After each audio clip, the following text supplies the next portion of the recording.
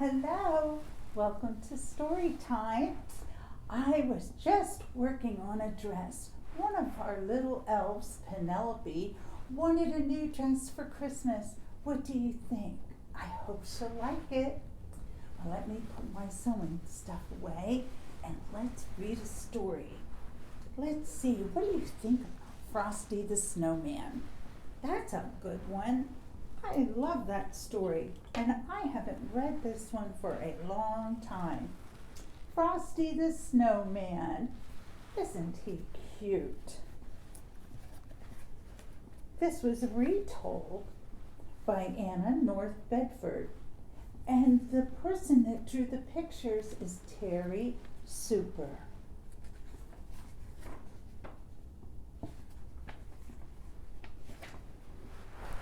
Here's some info about Frosty that I bet you didn't know. Frosty the Snowman was born in 1950 as the subject of a record, and he soon became enormously popular with children and adults alike. He stars in his own television show, and he made special appearances in parades like Thanksgiving and Christmas. Unlike other snowmen, Frosty is at home even in some of the warmest parts of the world. Frosty the Snowman came to town one bright, cold winter day. The first real snow of the winter had fallen the night before. In the morning, out came the children, and they started to roll snowballs round and round the snowy yard. They rolled the snowballs. Soon they had two fine big ones. Wow! Look at this one. It's almost as big as the boy.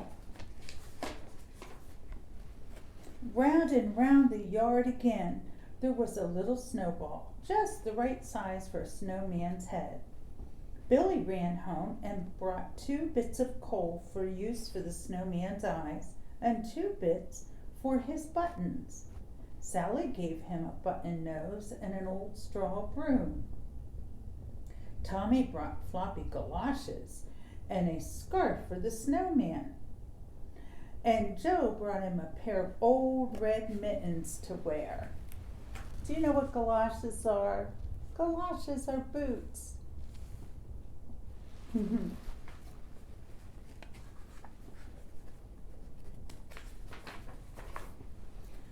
Now we need a hat, said Sally and Joe, so they all began to look around. Sally found an old cap, but it didn't look just right.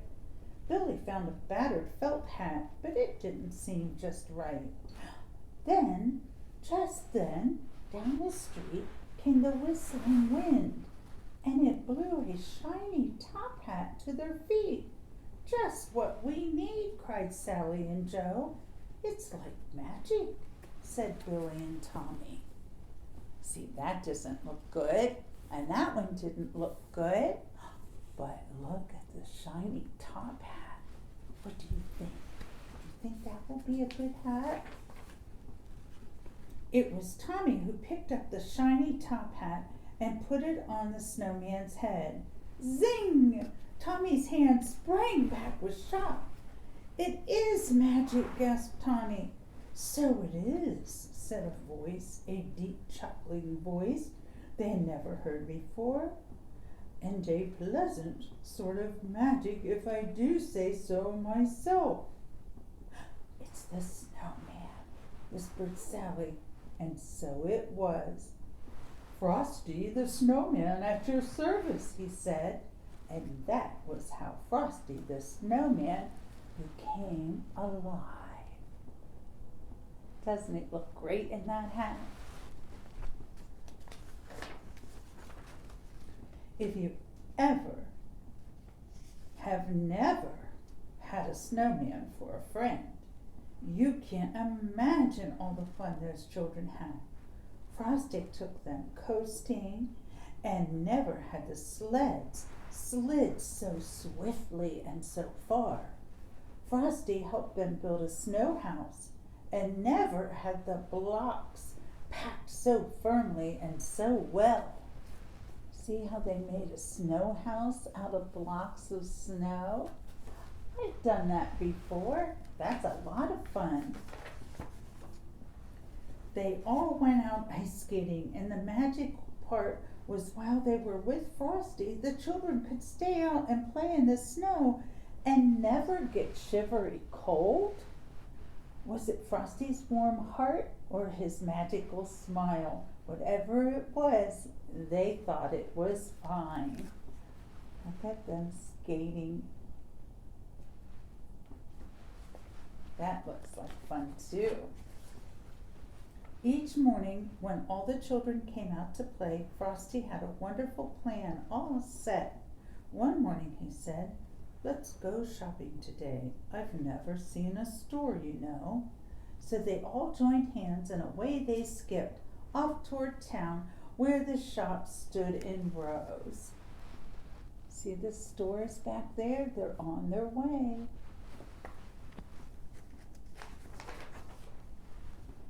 It was fun showing Frosty around. He thought every window was wonderful. All around the town, they led Frosty that day, while the warm, wintry sun shone down. Look in there. Store a train, a snow globe. Soon they came to a corner, and around the corner came a warm, gusty wind. Off went Frosty's hat, and away went Frosty after it. Then tweet, sang the traffic cop's loud whistle. The children could not follow Frosty because traffic was streaming by, buses and trucks and cars. Oh no, there goes Frosty's hat. Uh-oh. Tweet went the traffic cop's whistle again.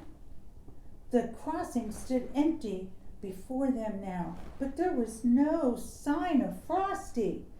Only his top hat rolled down the street, all by itself in the melting snow. Now what are they going to do? There goes the hat. And where is Frosty? "Mr. Policeman," the children cried, "where has Frosty the Snowman gone?" "Oh," said the policeman, "Frosty the Snowman has gone away, where all snowmen go on a sunny day. But he'll be back at your bidding and call whenever great heaps of snowflakes fall." There's the children talking to the policeman. And he will. I bet you know that song, Frosty the Snowman. Frosty the Snowman was a jolly, happy soul. Why don't you sing it with your mom and dad? And then get nice and cozy and ready for bed. I'll see you tomorrow when we'll read another Christmas story. Bye.